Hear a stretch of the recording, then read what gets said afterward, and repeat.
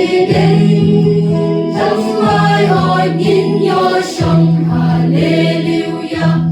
Kiriu kun parokin ya shem lang hamta un penkop yani hamta dajan pernai ha Eden thăm ai hỏi nhìn nhỏ sông. Himangal thay kinsa du kinsa wayno kahibagan lang ka jong utrai jongin unsa sen shama weihi baro kindem bakin shakriya Eden, thăm ai ôn nhìn nhỏ sông Hallelujah.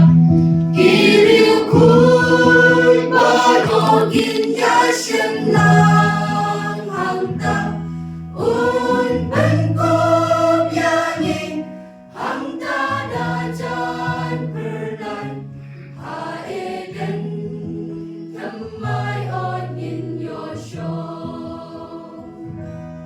Kahima kabor bat kapurong kajongmu Jing sen shan jongmu kan long sha bong jiu kun hang ta osim un sen shar sha bong jiu kun halor ka ket kapurong sim jongmu